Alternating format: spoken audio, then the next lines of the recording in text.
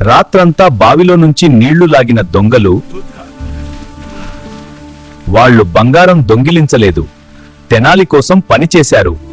దక్షిణ భారత చరిత్రలో వెలుగొందిన మహాసామ్రాజ్యం విజయనగరం. ఆ రాజ్యాన్ని పాలించిన మహారాజు కృష్ణదేవరాయలు. ఆయన సభలో అనేక మంది పండితులు, మంత్రులు ఉండేవారు. మన రాజ్యంలో న్యాయం, జ్ఞానం ఎల్లప్పుడూ ముందుండాలి. కానీ సమస్యలు మాత్రం తరచూ ఎదురయ్యేవి. అవును, అవి మన పనిని కష్టతరం చేస్తాయి. అందరిలో ప్రత్యేకంగా నిలిచిన వ్యక్తి తెనాలి రామకృష్ణ. కవి, చమత్కారి, తెలివితేటల ప్రతిరూపం. శాంతిగా వినండి, ప్రతి సమస్యకు పరిష్కారం ఉంటుంది. తెనాలి, నీ తెలివి రాజ్యానికి ఆశీర్వాదం. సేవ చేయడం నా కర్తవ్యం మహారాజా. అలాంటి తెలివైన వ్యక్తి ఇంటి దగ్గరే. ఇక్కడే తెనాలి రామకృష్ణ ఇంటి ఉందట. చూడు, అదే ఇల్లు.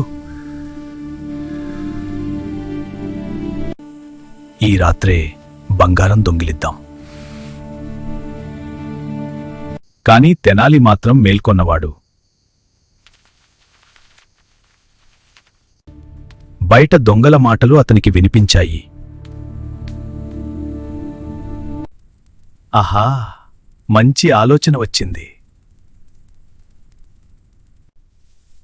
ఏమైంది? ఏమీ లేదు ప్రియమైనదానా, అంతా బాగానే ఉంది.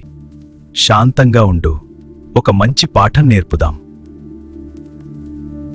మన బంగారం మొత్తం బావిలో దాచిపెడదాం. విన్నావా? బంగారం బావిలో. ఏమిటి, నిజంగానా? అవును, వెళ్ళి చూద్దాం. లోభం వారిని పని చేయించింది. తీసుకురా, బంగారం దగ్గరలోనే ఉంటుంది. జాగ్రత్తగా లాగండి, బంగారం దగ్గరలోనే ఉంటుంది.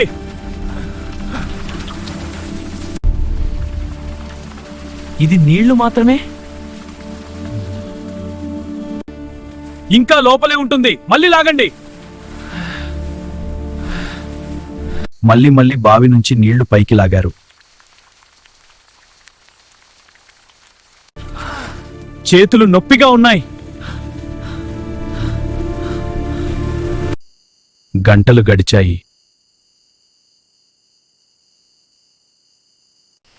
లోభం వారిని ఆపలేదు.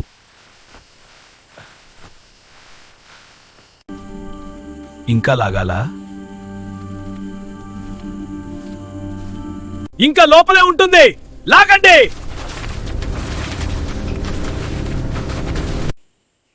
రాత్రి ముగియబోతోంది.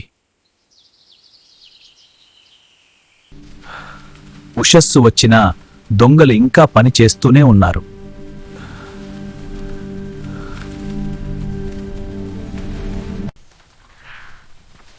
అయ్యో, ఇంకా పని చేస్తూనే ఉన్నారా?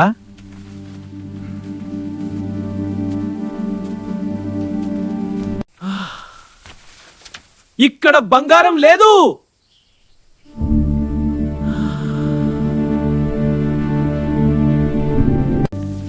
మీరు బాగా సహాయం చేశారు, నా తోటకు నీళ్లు తెచ్చారు.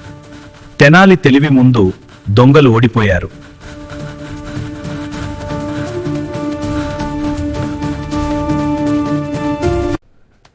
తెనాలి, నీ తెలివికి సరితూగేవారు లేరు.